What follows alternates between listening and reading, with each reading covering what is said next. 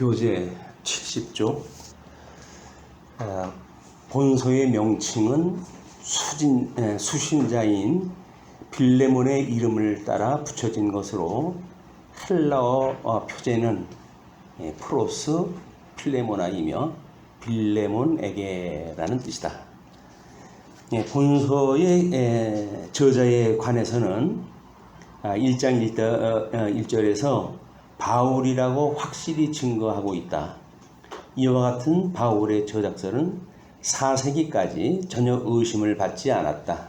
그러나 최근에 이르러 교리적인 내용이 없다는 이유만으로 바울의 저작서를 의심하는 자들이 생겨나기 시작하였다. 하지만 전통적인 전승이나 본서 자체의 증거로 미뤄볼 때 바울의 저작서에 대해서는 하등 문제가 되지 않는다. 우리 이 저자를 이야기할 때마다 늘 문제제기 되어지는 것이 초대 때까지는 문제가 없었지만 이제 현대에 들어서 이래 가지고 문제제기가 되어지거든요. 이것이 우리 과학이 발달하고 인문학이 발달하고 그러므로 해가지고 성경을 자꾸 변경하는 일들이 만들어집니다. 하나님께서 이 진리를 지키는 일은 1.1핵이라도 더하거나 감할 수 없다고 하는 무엇을 이야기해서 성경의 말씀의 변기를 경계하는 것이 진리를 지키는 방법입니다. 그래서 말라기 선지서까지 끝났을 때 400년 동안을 하나님께서 이 진리의 말씀을 지키기 위해 가지고 항아리에다 전부 필사본이지만 그걸 넣어놓고 그렇게 해가지고 보존하다 하셨어요. 문자화 되어져 있는 것이 진리를 지키는 방법이에요. 제일 기본적인 것, 흐트러질 수 없는 것, 그것이 문자적 보존 방법이다. 그 문자적 보존 방법에 이제 그때는 문자밖에 없으니까 율법주의자들이 그렇게 복음을 깨닫지 못했던 것처럼 거기에 역사적 해석이라든지 신학적 해석이 가미됐을 때 우리가 복음을 만난다. 그걸로 그치지 않고 이제 우리는 실천 신학적인 것까지 하나님께서 그렇게 열매를 맺게 하신다는 거거든요. 그의 극치가 오늘 우리가 공부하는 빌레몬의 이야기입니다. 우리 디도서를 공부할 적에도 바울이 우리도 예수님을 믿기 전에는 너나 할 것 없이 다 그렇게 죄의 종로로 두고 살지 않았더냐, 이런 걸 전제로 한단 말이에요.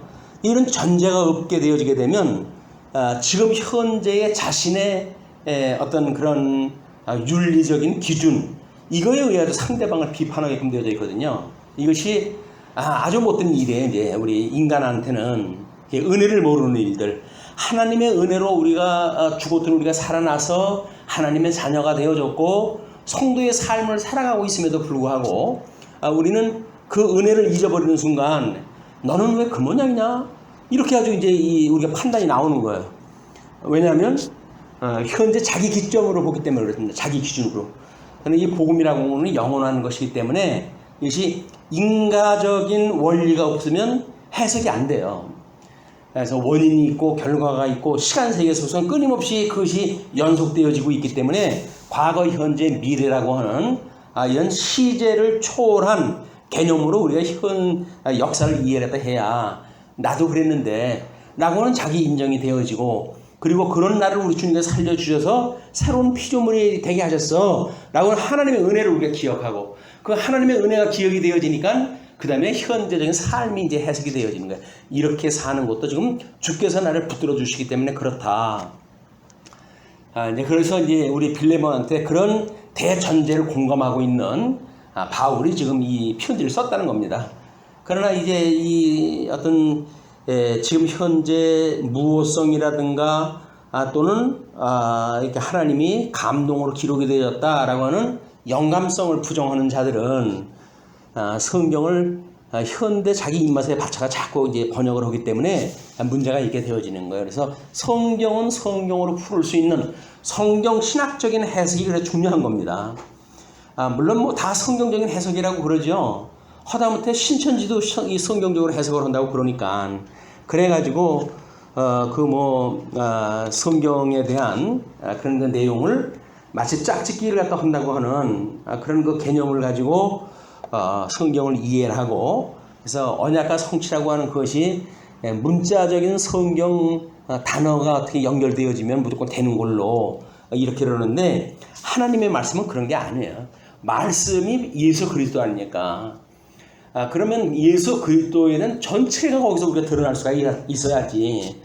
예수를 떼어내고 지가 메시아라고 보혜사라고 그러는데 그게 더 성경적인 해석이 되겠어요.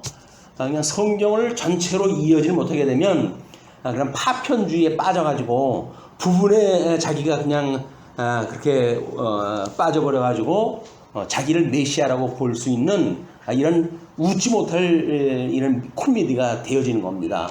같은 성경을 보면서도 우리 이 성경 해석이라고 하는 그 이야기는 좀 더 객관적인 역사적 기반도 필요하고, 그리고 우리 믿음의 전통의 그 선배들이 어떻게 성경을 보았는가라고 하는 신학적인 해석도 필요하고, 그리고 이제 그것이 우리 삶에 어떤 영향을 주고 있는가라고 하는 신앙 고백적 이런 그 결과도 필요하기 때문에 우리가 지금 이 시대에 말씀 운동이 성경신학 통섭 성경 개론에 의한 성경에 대한 이해는 매우 중요한 겁니다. 자, 기록연대는 본문에 의하면 본서는 바울이 로마의 감옥에서 기록하였다고 하는데, 우리 이제 9절로 10절에 나온 대로 이때는 바울의 1차 옥중 생활에 해당되는 때로 비교적 자유로운 영금 상태에 있었다. 그냥 친구들도 만나고 뭐 그렇게 되어져 있을 정도니까. 그래서 그는 많은 사람을 만날 수 있었는데 이때 오네시모를 만나 그를 회심시켰던 것으로 여겨진다.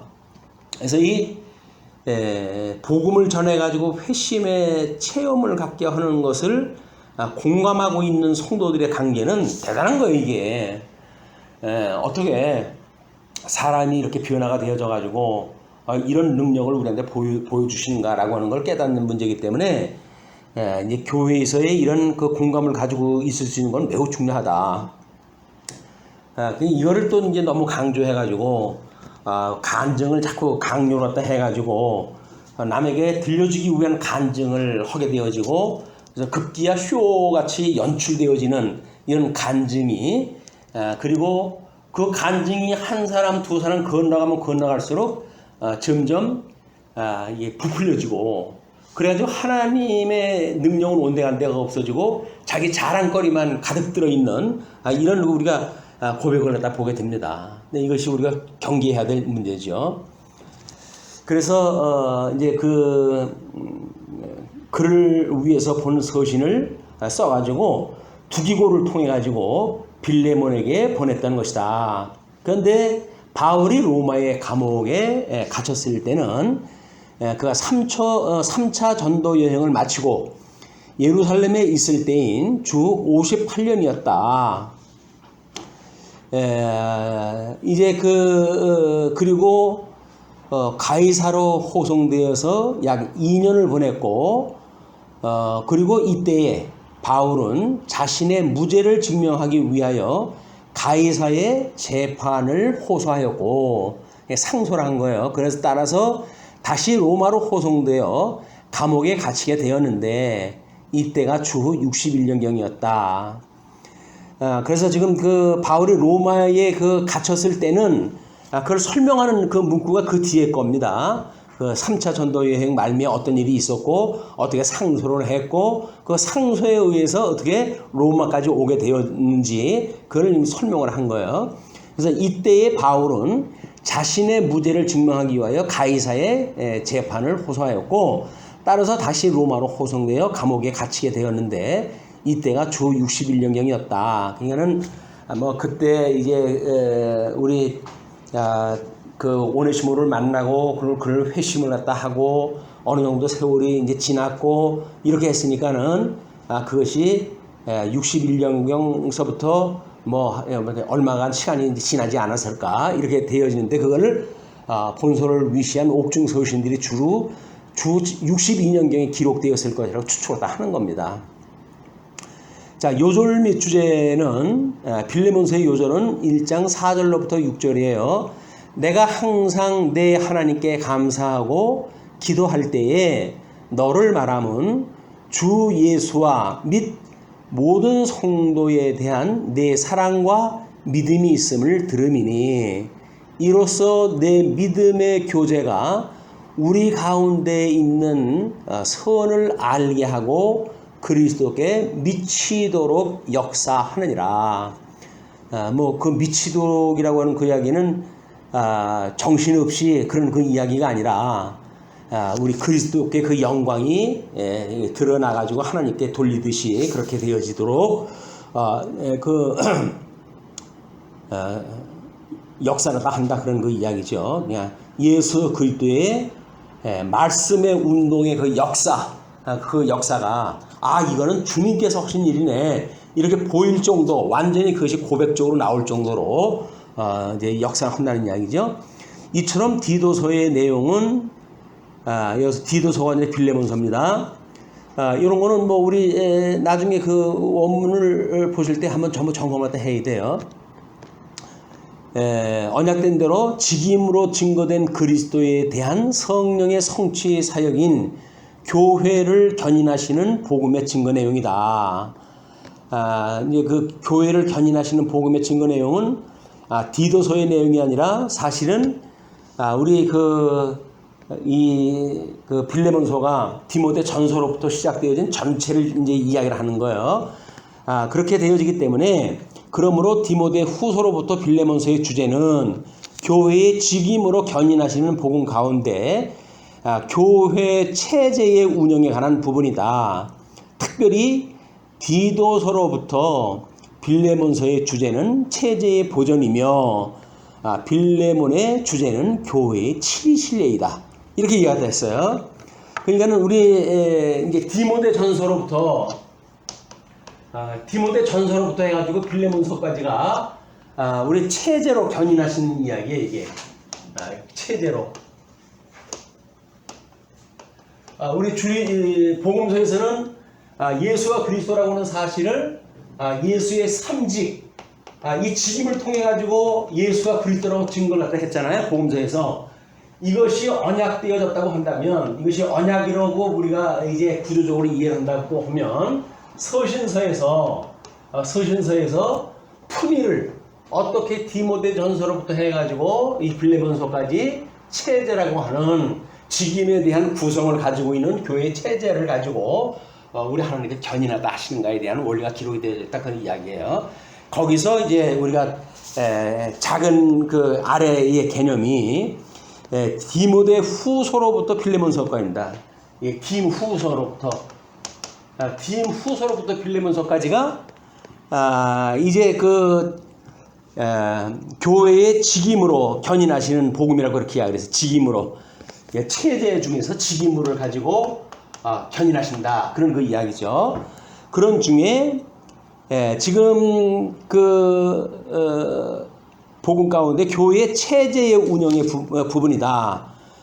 그러니까는 우리가 디도서로부터 해가지고 빌레몬서까지가 디도서로부터 해가지고 빌레몬서까지가 우리 그렇게 했을 때에 어떤 배경으로 그걸 되어져 있는가. 그것이 디도로서부터 빌레몬서까지 주제는 체제 보존이란 말이에요. 이 체제를 보존을 갖다 하는 것 같다. 이걸 보존.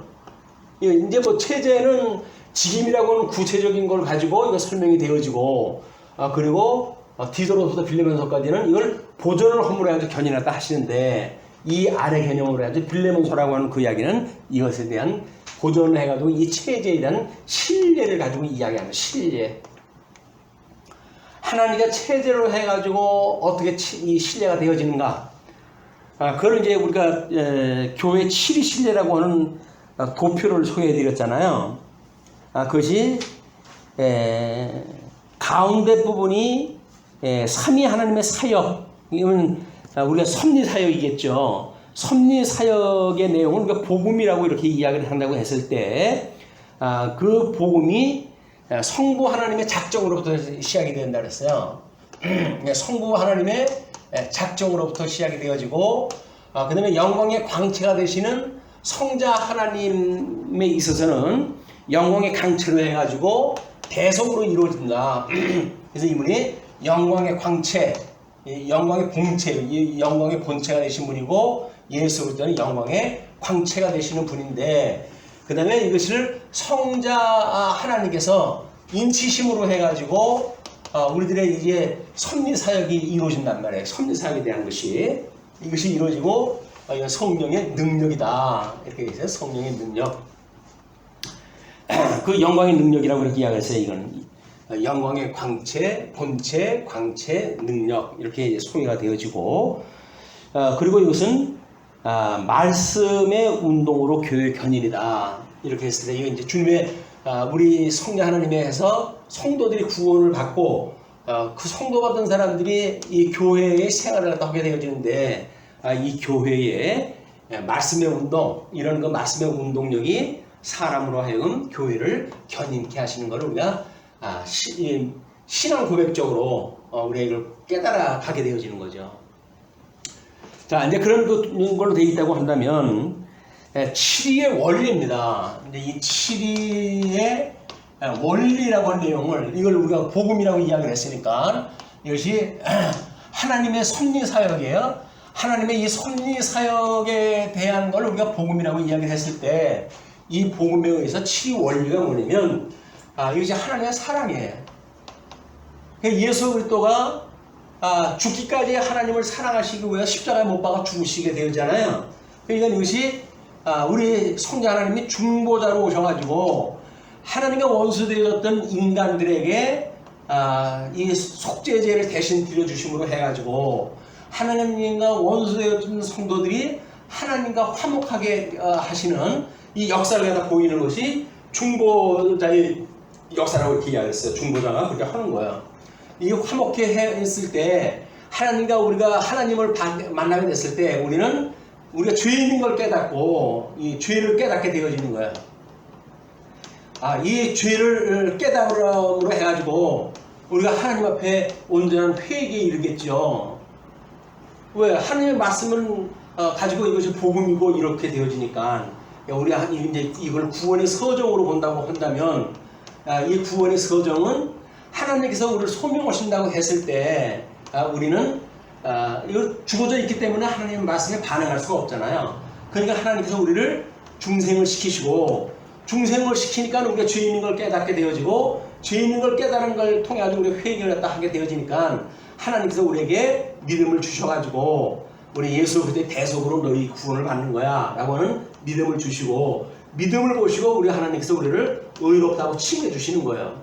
이 의롭다고 칭해 주시는 걸로 해가지고 우리가 하나님의 아들이 되어졌다라고 이야기하는데, 양자 되어진 하나님들을 지금 이쪽에서는 교회의 견인이라고 하는 걸로 불러주는 거 아니에요? 견인.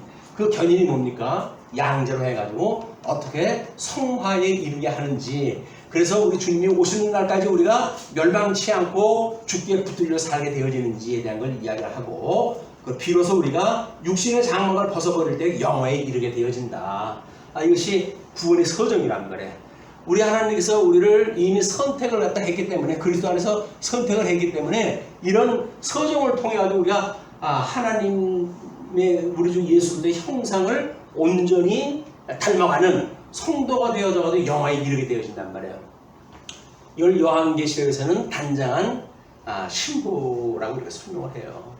예수님의 형상을 닮아가지고 흠 잡을 데가 없는 이것이 되어지고, 근데 이거를 위해서는 성화라고 하는 가정을 끊임없이 우리가 살아가게 되어지는데, 이 성화라고 하는 그 이야기는 성도의 지금 영원 중생이 되어져 있지만 우리의 육신이라고 하는 그 이야기는 아직도 죄 아래에 놓여져 있기 때문에, 이 중생이라고 하는 것은 성령의 소욕과 그 다음에 이 육체의 소욕을 겸하여 가지고 있는 것이 중생인이다.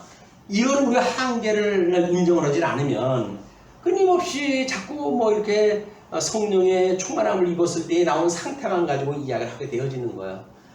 그런 사람들은 이 육체의 소욕은 자기에 대한 걸 모르게 되어지고, 그래서 성령의 소욕을 강조를 하고, 그러므로 해가지고 성결주의라든지 성결주의라든가 경건주의라든가 라고 하는 것에 우리가 이렇게 치우치는 거는 이렇게 중생한 우리 영혼이 가지고 있는 성령의 소욕 쪽에만 이걸 강점을 가지고 있기 때문에 그래요. 하나님께서 이걸 깨닫게 하시기 위해서는 끊임없이 이 어두움과 그 다음에 빛을 통해 가지고 이걸 우리한테 보여주신 거거든요. 우리에게 어두움이 없다고 한다면 이 빛이 작동이 안 됩니다. 우리는 우리 죄라고 하는 이 육체의 소욕을 가지고 있었을 때에 비로소 하나님의 빛으로 우리를 조명하게 해주면 그 빛에 의해서 성령의 소욕에 대한 걸 깨닫게 되어지고 그걸 소망으로 갖게 되어지고 끊임없이 기도하게 되어지는 거다. 이 복음의 원리를 모르게 되면 본인의 신앙생활은 물론 교회의 이런 중보로 한 우리 예수 그때의 중보의 원리를 무시하게 되어지고 예수 그때 중보의 원리를 무시하게 되어지게 되면 성도를 위한 우리들의 그런 노력도 없게 되어지는 거예요. 이게 빌레몬서에서 보여줬던 7위의 신뢰인데 여기서는 지금 7위자의 지금 우리 빌레몬이 그 주인 아닙니까? 지금 오네시모의 주인이에요. 지금 이 오네시모의 주인이라고 하는 그 이야기는 그때의 이 오네시모의 소유권이 빌레몬에게 있다는 거죠. 왜? 이 사람은 그때 종이니까. 종이로서의 오네시모는 빌레몬에게 소유물인데 그 소유물이 빌레몬에게 죄를 짓고 이제 자기가 로마 지역으로 도망을 갔던 것 같아요.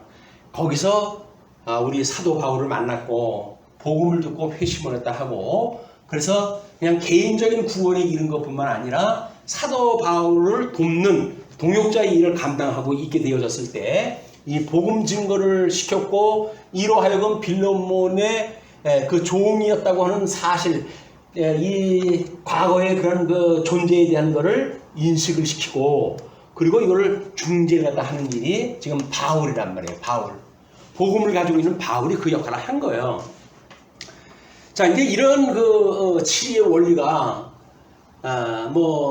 빌레몬서에 대한 이런 걸 오해를 하게 되면 마치 그냥 오네시모가 빌레몬하고 1대1로 이 문제가 해결되었는데 되어진데 그렇지는 않다. 그건 꼭 중재자가 있어요.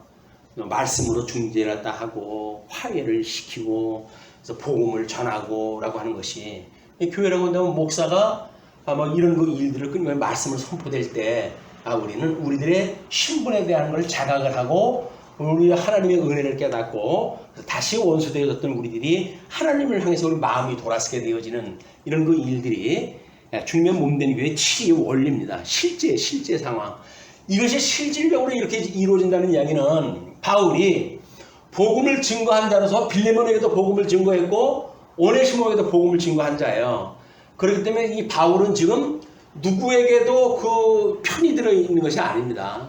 다만 복음이 자기를 변화시켰고 바울 자신도 복음에 의해서 변화를 받았다고 하는 대전제가 있는 거예요. 그렇기 때문에 그 복음이 빌레몬도 변화를 시켰고 그리고 오네시모도 변화를 시켰기 때문에 바울이 가지고 있는 소망, 그건 하나님의 기뻐하시는 뜻일 텐데 그거를 지금 빌레몬에게 편지를 보내가지고 그 의미가 무엇인가를 기억나게 하는 일이에요. 기억나게 되어지게 되면 오네시모가 도망가서 저한테 해를 끼쳤지만 나야말로 하나님 걸 도둑질해 먹고 살던 존재였었는데 라는 생각이 미치게 되면 오네시모의 그 회개를 받아들일 것이 분명하기 때문에 바울은 좀 이런 편지를 갖다 쓰는 거죠.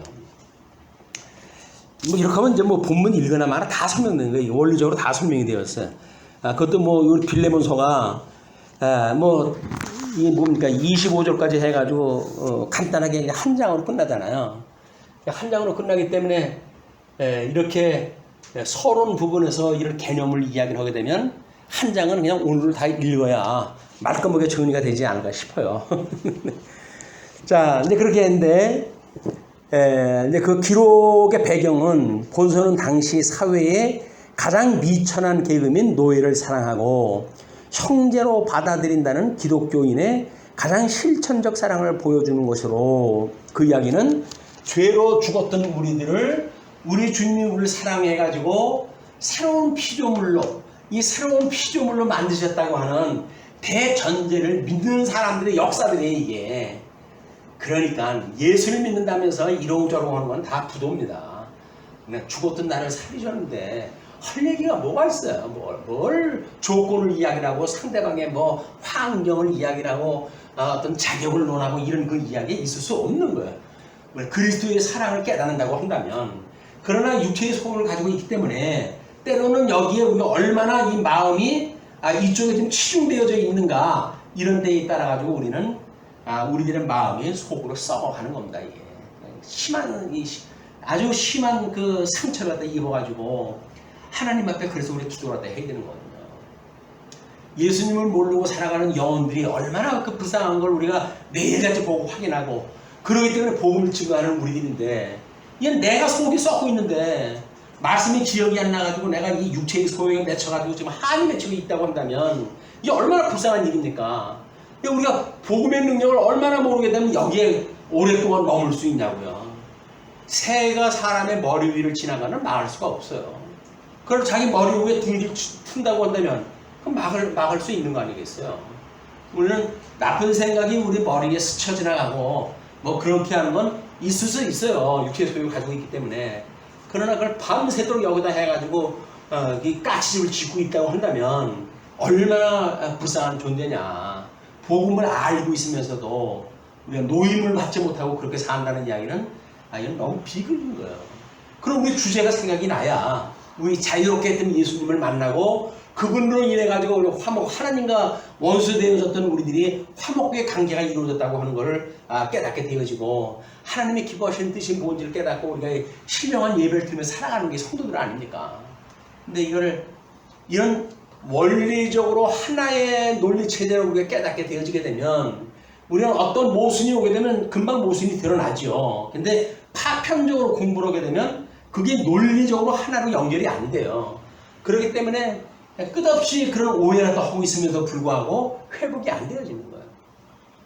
맨날 그 말씀을 듣는데도 불구하고 어떨 때는 그냥 거기서 막 허우적거리고 있고, 어떨 때는 반짝거리고 우리 뭐 성령의 소욕을 가지고 깨달음이 있는가 하면 또 말씀이 기억이 안 나면 또 그 지역으로 들어가고 그렇게 되어진다. 그러니까 이 복음이라고 하는 십자가의 도, 이 십자가의 도는 하나예요. 하나의 개념인 거예요. 이걸 깨닫는 게 매우 중요하다. 그래서 성경을 끊임없이 공부하는 일은 뭡니까? 그렇게 뭐 오늘 그 권사님하고도 그런 이야기를 했지만, 우리 이 삼위일체 하나님이 세상을 지으신 분이니까 최고의 범위 안에 계신 분 아니에요. 그분으로부터, 이분이 지으신 모든 세계로부터, 이 세계로부터 뭐 현대에 이르는 주님의 몸이 된 교회에 대한 문제까지, 이건 때로는 이 교회에 소속되어져 있는 우리 부서로부터 또는 우리 개인에 이르기까지 이 모든 것이 하나의 원리로 작동이 되어지는 거야. 하나의 원리, 이게. 하나의 원리인데 내 개인의 문제는 해결이 안 되는데 삼위일체 하나님의 문제가 해결이 된다고요? 내 개인의 문제가 해결이 안 되는데 세계의 원리가 해결이 된다고요? 내 개인의 문제가 해결이 안 되는데 교회 문제가 해결이 된다고요? 안 그래요. 이게 하나의 원리이기 때문에. 그래서 우리는 바로미터가 누굽니까? 다른 거는 객관적으로 우리가 봐야 되기 때문에 잘 몰라요. 우리가 제일 잘 아는 게 누구예요? 내 속이지. 내가 나를 제일 잘 알지. 누가 알겠어요? 다른 사람 속을 내가 어떻게 알아요? 내 속을 제일 잘 알지. 그럼 내가 나를 보게 되면 우리 믿음의 이 척도를 가지고 우리가 깨닫는 거예요. 이게 바로미터는 개인에 있는 거예요. 개인에. 구원이 이게 개인에 있는 거 아닙니까? 이게. 구원이라고 하면 개인에 있기 때문에 우리의 믿음 생활의 바로미터는 나한테 있는, 내한테 지금 이걸 깨달을 수 있는 그 기준이 나한테 있는 거야. 그걸 다른 사람하고 비교해보고 이걸로 되는 게 아니에요. 내 육신의 소욕과 성령의 소욕, 이런 내 중생이 됐으니까 이 두 가지 요소를 가지고 빛과 어둠이라고 하는 이 관계에서 우리가 복음을 얼마나 알고 있는지, 얼마나 어둠의 종이 돼가지고 살고 있는지, 아니면 비춤이라도 얼마나 자유를 누리고 살고 있는지 확인하게 되어진 거다. 세상의 조건은 아무 상관이 없는 거예요. 내가 나처럼 지금 이렇게 입장이 어려운데 그건 핑계가 안 돼요. 죽었던 내가 살아나는데 뭘 조건을 갖다 이야기합니까, 저? 그래도가 복음에 무슨 조건이 있어요? 그냥 무조건이에요, 무조건. 하나님의 말씀이 이렇다고 한다면 이렇게 믿어지는 거예요. 근데 믿어지지 않는다면 아직도 복음을 모르니까 내가 뭔가를 조건을 만들고 뭐 내가 설득될 수 있으면 내가 믿을 거야. 이렇게 이야기하는 건 아직 복음을 모른다는 이야기예요. 그런 확신이 없으면 바울이 중재를 하겠어요? 아니 남의 일에 왜 중재를 해? 여기다도 욕먹고 저기다도 욕먹고 중재할 수가 없어요. 이런 복음에 대한 확신이 없으면 중재가 안 되는 겁니다. 근데 이 복음에 확신이 있게 되면 내가 변화가 되어졌는데 날 보니까 복음이 확실히 힘이 없는데 너에게 복음을 깨달아서 네가 복음을 깨닫고 기뻐했던 일을 내가 눈을 뻔히 보고 있었는데 이런 불리한 조건을 이야기한다고 해가지고 그게 바뀐다고? 그럼 넌 가짜야 이놈아 라고 이야기할 거 아닙니까? 이 바울은 확신이 있었는 거예요. 있으니까 빌로만한테 지금 편지를 쓰는 겁니다. 중재라고 하는 그 이야기는 확신이 없으면 중재가 안 되는 거예요. 아니 그 사람은 어떻게 알고 내가 뭐 중매를 서요? 잘못 중매를 서가면 뼈미 섭댄데. 근데 중매를 갖다 쓴다는 이야기는 그만큼 상대방을 알아야 되는데 요즘이야 뭐 돈 받아 먹고 중매를 갖다 쓰니까 그 인류 재벌들 그 가정들만 돌아다니는 사람이 있기 때문에요.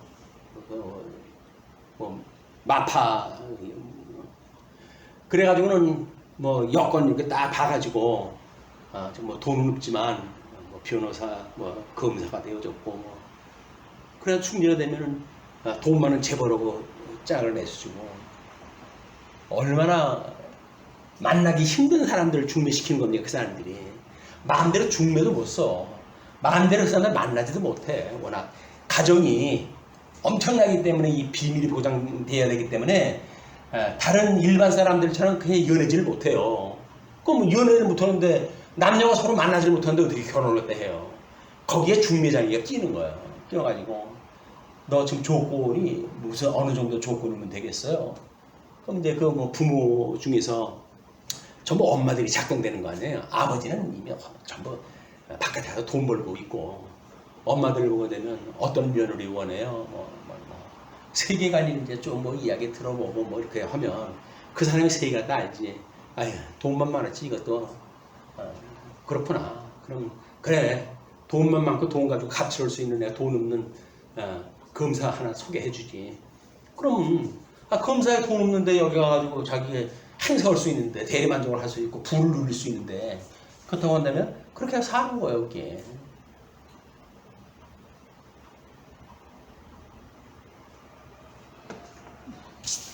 네, 우리가 이 중매장이 어떤 중매장으로 사는지 이걸 잘 한번 생각해 볼 필요가 있다고 보여집니다. 그래서 이제 그 기록 목적을 보시게 되면 골로새 지방의 부유한 신자 빌레몬은 도망간 종 오네시모에게 도둑을 맞은 것으로 추정된다.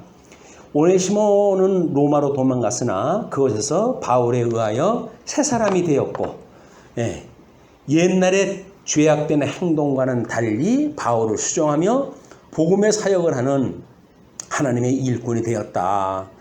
신기하네. 어떻게 그럴 수가 있지? 이렇게 생각이 드십니까? 그러니까 사준낱말 한다는 거야. 우리가 다 도둑질하고 살다가 지금 우리가 기사를 오네시모만 도둑질한 게 아니죠. 우리는 더한 도둑질하고 살던 사람들입니다. 어떻게? 탐심을 가득 품고 살았으니까. 뭐 도둑질 안 했어요? 무슨 도둑질 안 해? 탐심까지 있으면 도둑질이지. 남의 물건 보고 그 뭐 탐내고 나가기 도둑질인데. 자, 그런 이제 새 사람이 되어졌기 때문에 그렇게 빌레몬에게 보내면서 그를 중재하기 위하여 본서를 기록한 것이다. 또한 본 서신은 진실한 그리스도인의 재산 취득과 예절에 관한 이상적인 모본을 보여주고 있다. 경제활동이기도 합니다. 경제활동. 이 빌레몬에게 이 오네시모는 지금 탈취했어요. 탈취. 이 복음을 증거하면서 사도 바울은 내가 너에게 복음을 증거했으니까 네가 나한테 뭐 이런 빚 갚아주는 건 내가 당연히 너한테 권리를 주장할 수가 있어. 그 이야기예요. 그러나 네가 억지로 하는 것과 같이 않게 하기 위해서 너에게 양해를 구한다.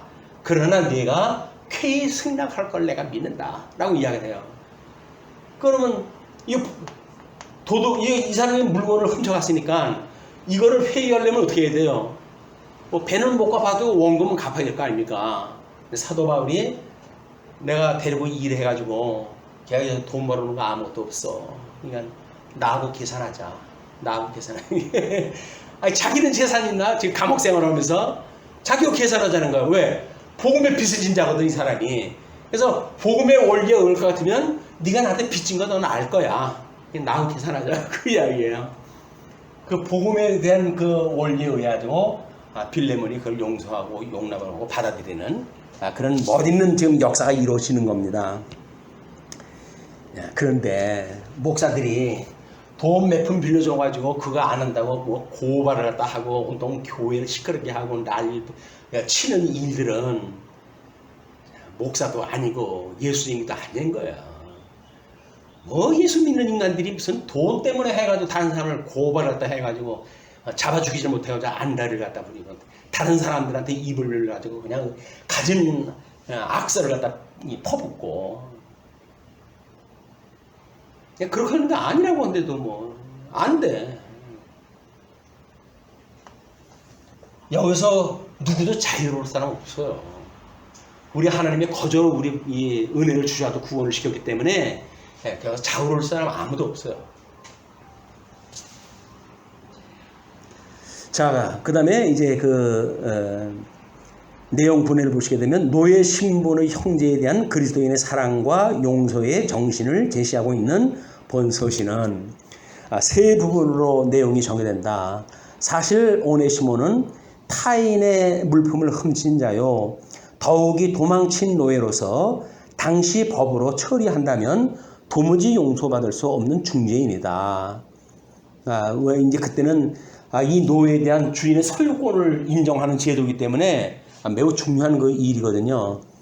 질서가 깨지는 일이기 때문에 그때 당시에 우리가 뭐 가정에 있는 가정에 있는 소유물 중에 뭐가 있다 그랬어요. 집안의 뭐 물품들이 전부 자기네 소유죠. 그리고 끝에 가게 되면 종이 자기네 그 소유물 중에 하나인 거예요. 끝에 그만큼 자기네 명의를 갖다 보여주는 일이기도 하고 그렇습니다. 그러나 바울은 겸손한 자세로 이 같은 중죄인을 용서하고 형제로 받아줄 것을 그 주인 빌레몬에게 간청함으로써 사랑의 도리를 보여주고 있다. 사실 바울의 이 같은 간청은 분명히 죄와 허물로 주고 마땅한 자신이 그리스도의 십자가 희생으로 죄사함 받고 생명을 얻은 그 은혜와 사랑의 기초를 두고 있음을 알 수 있다. 실로 은혜로 구원받은 자들은 허물 있는 형제들을 은혜로 용납할 수 있어야 함은 이 본선은 보여주고 있다. 뿐만 아니라 그리스도의 은혜로 구원받은 자는 신분과 계급의 차이를 불문하고 모두가 서로 존경하고 사랑해야 할 한 형제임을 잊지 말아야 할 것이다. 그래서 교회 중에서 뭐 장로가 뭐 적어도 기업의 CEO 정도는 돼야 되고 국가적으로 해가지고 5급 공무원 이상은 돼야 되고 뭐 이런 걸 가지고 장로를 세워야 되고 뭐 의사 또는 판검사 또는 무슨 사에 또 하나 사가 그런 그 사자 자격증이 있는 사람들이 해야지. 집에서 뭐 동네에서 뭐 중고를 취급을 갖다 하고 별볼 없는 뭐 식품을 갖다 공부를 갖다 해가지고 벌을 갖다 하고 이런 사람들이 교회에 어떻게 어른 노릇을 갖다 하냐라고 하는 일은 망발인 거야. 우리 이권사님 우리 그 안수 그 취임식을 갖다 할 때 권노광 목사님이 권면을 그 예를 갖다 들었던 말씀 기억이 납니까? 그 종이 있었는데 그 주인이 그 종을 그 예수를 잘 믿을 수 있도록 후원을 갖다 하고 그러다 교회에 열심히 봉사했다 하니까 장로를 추대를 갖다 해야 되는데 그 주인도 종도 함께 추대가 됐다는 거 아니에요? 근데 그걸 투표를 갖다 하니까 주인은 떨어졌고 자기 종이 되어졌다는 거 아니에요? 근데 그 주인이 종을 장로로 깎듯이 섬기고 그리고 모든 자유를 둬가지고 신학을 공부하게 만들고 이런 그 일을 했다는 일화를 소개했잖아요. 그게 사실 그리스도의 정신입니다. 어떤 주인이 자기한테 머슴놀이 터진 사람을 벼랑간 존경을 하다 할 수가 있어요. 이건 말씀의 운동이 아니면 안 되는 거거든요.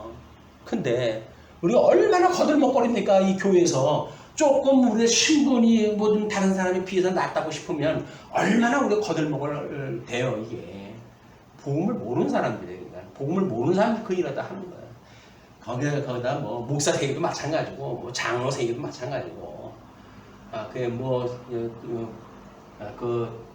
뭐 구역회라든가 뭐 이런 소모임을 만들 때 조직을 할 때 끼리끼리 뭐 만들어 준다든지 이게 교회입니까? 그냥 사회 무슨 그런 거 뭐예요? 사람들 모여가지고 클럽 같은 거 만들어가지고 공익을 위해 자기네들의 그런 공적 유익을 위해 가지고 모임을 만든다고 한다는 건 교회가 아닌 거예요. 근데 그런 사람이 많으니까 그래도 그런 데 가가지고 뭐 좀 은혜를 입을지 않을까 해가지고 그 교회 사람들이 몰린다고 한다면 예수님 만나라는 거예요? 아니면 거기서 은혜를 입으려고 하는 거예요? 이 사람들한테. 그걸 자랑을 해 또. 교회가 그렇다고 자랑을 해. 사도행전에서 요한계시록까지는 첫 아담에게 양대 언약으로 세우신 메시아 언약을 승천하신 예수 그리스도께서 천상에서 이루신 섭리 사역이다. 이에 대해 약속대로 보내심을 입은 성령께서 주님의 몸된 교회를 통해 증거하신 섭리 사역이다. 앞에 섭리 사역은 붙어있고 뒤에 섭리 사역은 띄어져 있어요. 그러므로 디모데전서로부터 빌레몬서까지 이르는 내용의 주제는 대부분 목회 서신으로서 천상에 계신 예수 그리스도께서 성령을 보내셔서 몸된 교회의 직임을 통해서 예수가 구약에 언약된 그리스도임을 증거하시는 내용이라는 통전적 관점에서 이해해야 된다. 즉 예수 그리스도께서는 승천하신 후에도 성령을 보내주셔서 몸된 교회의 직임을 통해 예정과 언약을 이루신다. 먼저 디모데전서에서는 교회 체제의 구성으로서 조직의 원리에 대해서 이야기를 했고 그 다음에 직임자의 사역에 대해서 이야기를 했고 예수 그리스도의 기초 위에 세워진 주신 은사를 따라서 그리스도의 사역을 감당함으로 끝까지 미혹 권세 가운데서 견인케 하시는 내용으로 증거했다 하신다. 다음 디모데 후서로부터 빌레몬서까지는 교회 체제의 운영에 대한 증거로서 그리스도의 천상 사역을 수행하여 천상 사역은 천상 사역입니다. 그리스도의 직임을 이루시는 내용으로 증거하신다. 빌레몬서의 내용은 사랑에 기초한 치리와 복음 사역을 위한 치리 등의 교회의 치리 신뢰로 구성되었다. 다음에 신학적 의미를 이렇게 이야기합니다. 먼저 성경 신학적 입장에서 살펴보면 빌레몬서는 빌레몬에게 보낸 서간문이다. 특히 상당히 혼란스럽던 그레데 교회의 믿음의 선한 행위로 교회 내의 질서 확립과 바른 신앙관의 정립을 바라는 내용이 기록되었다. 아마 이제 이 교종을 보면서 좀 생각나는 것이 구약 성경의 진리, 이제 구약 성경 39권의 진리 체계를 어떻게 보존하셨는가. 그 이야기는 모세오경을 기록하게 하시고 그리고 400년까지 말라기를 끝으로 해가지고 구약 성경이 끝이 나는데 이거를 400년간이나 하나님께서 이거를 문자적인 성경으로 보존하셨다는 거예요. 이 진리 체계를 보존하셨다고 하는 것이 구약 성경의 진리 체계를 우리가 가치를 갖다 이야기해야 될 거거든요. 거기서 신약 성경 27권은 하나님이 어떻게 보존하다 하셨는가, 그 이야기가 정경 변화사입니다. 정경 변화사를 통해 가지고 어떻게 하나님께서 지금 이것만 하나님의 말씀이다 라고 정경을 갖다 했는지에 대한 그런 그 배경으로부터 그를 종교개혁이 이것이 신앙생활과 생활의 법칙이다 라고 주장했다 했는가 하는 이런 순서, 정경의 순서에 대한 이야기고, 오늘날 21세기에 와가지고 성경 신학으로 해가지고 이거를 어떻게 해석을 딱 하는가에 따라 가지고 우리가 27권의 진리 체계를 하나님께 보존하시는 방식으로 이해할 수가 있는 거예요.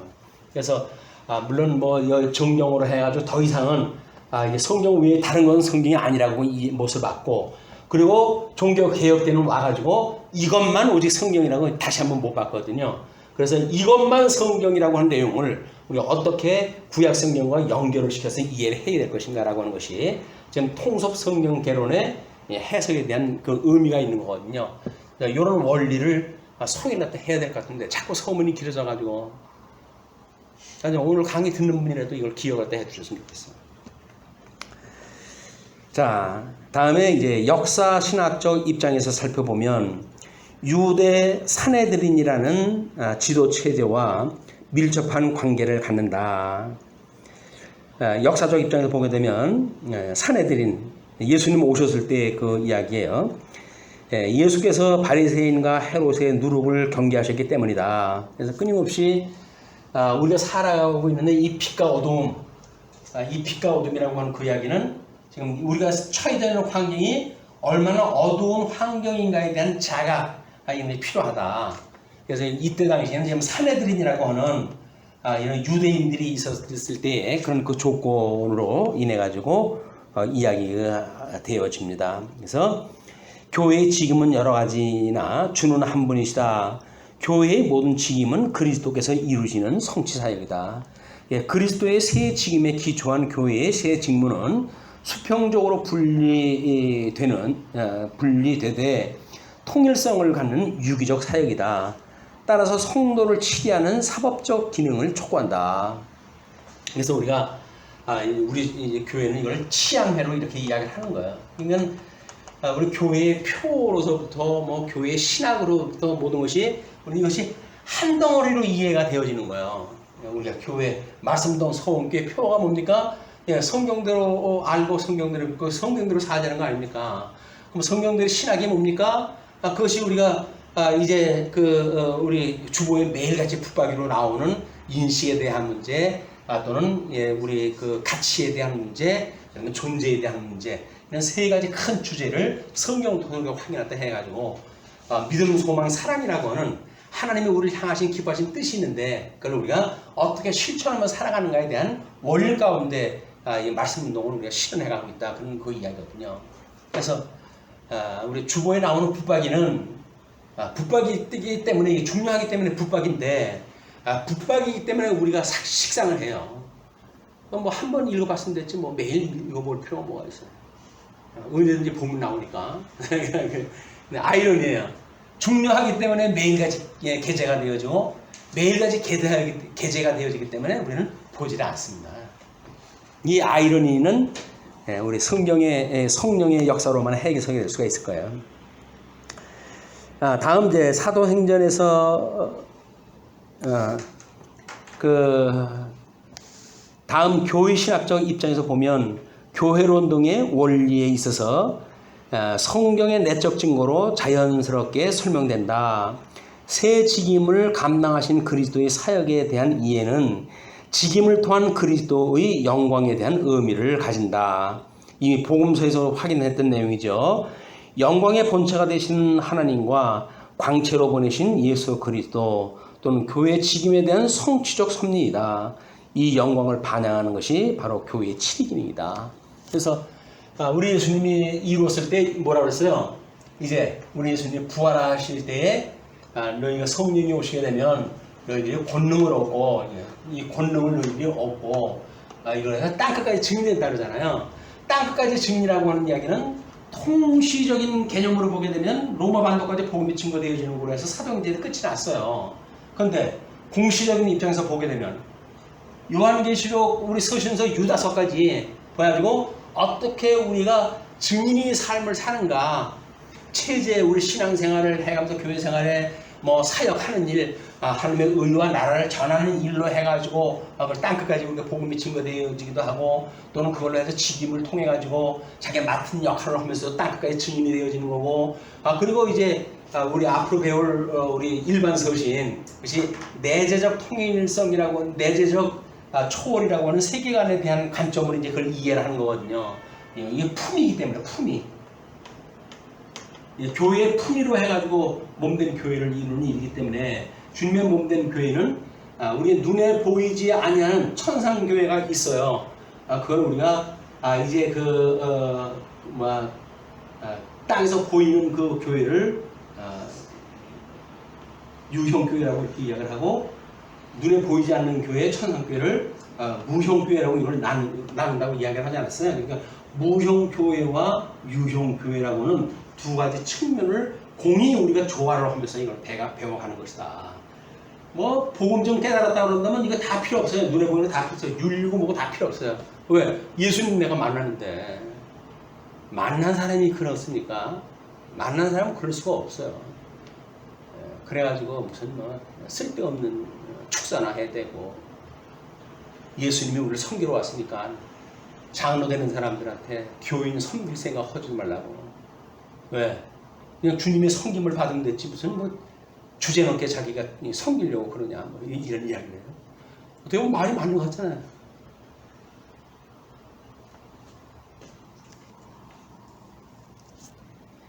그게 복음을 빙자해가지고 교회를 무너뜨리는 적그리스도의 일들입니다.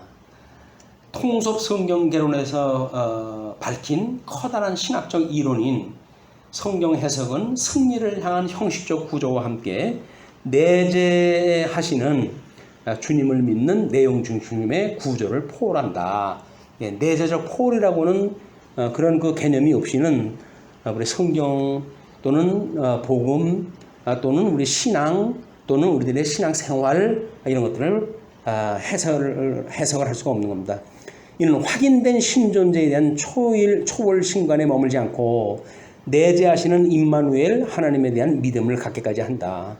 이는 베드로의 신앙 고백 후에 음부의 권세가 무너뜨리지 못하는 교회를 세우시겠다는 주님의 말씀을 이루시는 능력의 섭리이기 때문이다. 이러한 주님의 천상 사역은 실천 신학적 입장에서 목회 원리의 기초가 된다.